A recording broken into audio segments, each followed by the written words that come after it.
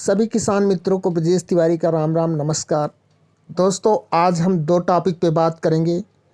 पहला टॉपिक भैंसों पे है और दूसरा टॉपिक मेरा पर्सनली है, जो मेरे मित्र चाहने वाले हैं उनके लिए है।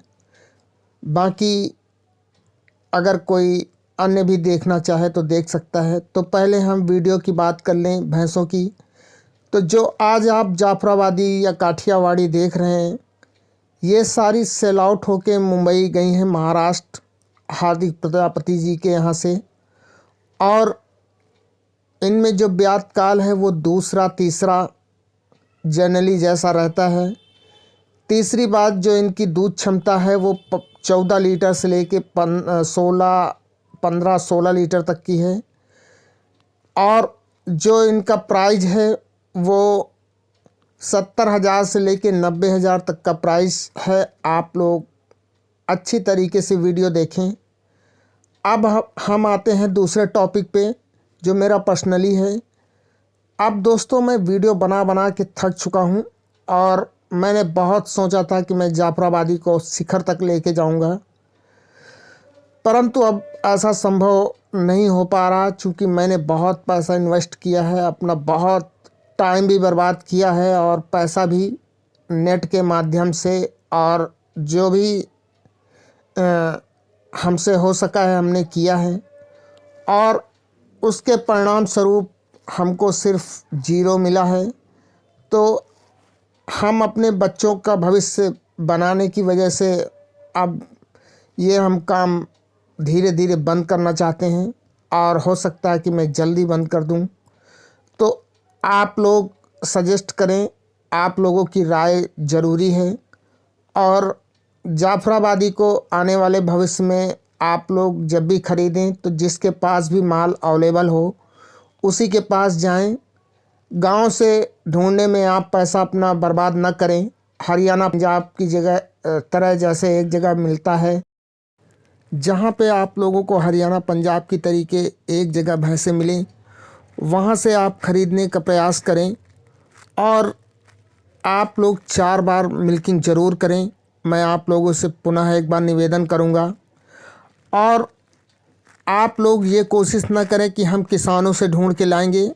तो आपको आज मैं एक सच बात बताता हूं, आप 95% किसान के पास से भैंस लेके नहीं आ पाते हैं। यूँ के थ्रू ही आप लोगों को भैंसें प्रोवाइड होती हैं।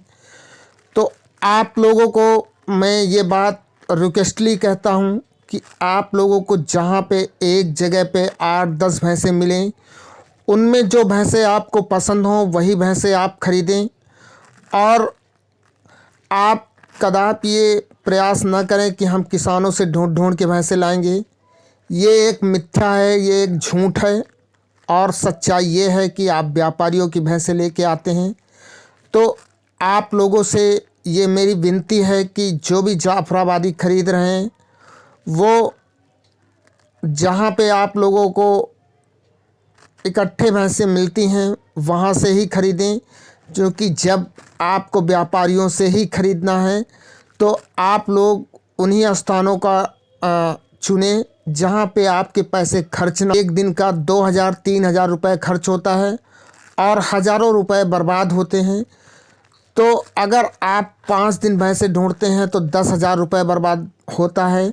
एक एक लीटर आप लोग बेच के पैसा किसी तरीके इकट्ठा करते हैं, और इकट्ठा करने के बाद आप भैंसें खोजने चलते हैं, और कहीं भी आप जाओगे तो आपका शोषण होगा, निश्चित है। तो सच्चाई यही है।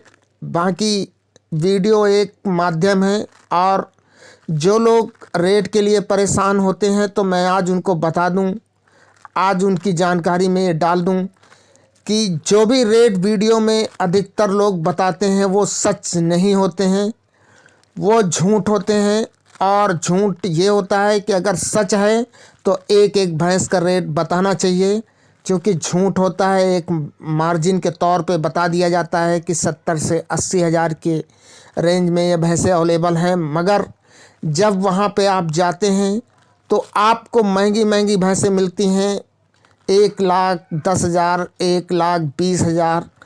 तो मैं आपसे यही रिक्वेस्ट करूंगा कि जब भी आप भैंसें ख़रीदे जाएं खरीदने जाएं तो जहाँ पे भैंसें आपको मिले वहीं से खरीदें, और प्रयास करें कि आप कांटे का दूध, जैसे हरियाणा में हरियाणा के ही लोग खरीदते हैं तो वो हरदम कांटे का दूध तौल के लाते हैं, तो आप लोग प्रयास करें, अगर आपसे कोई पैसा ले रहा है तो आप भी उसको उतने ही खरे तौर पे उसको अच्छे से परखें, दूध तौल के लें।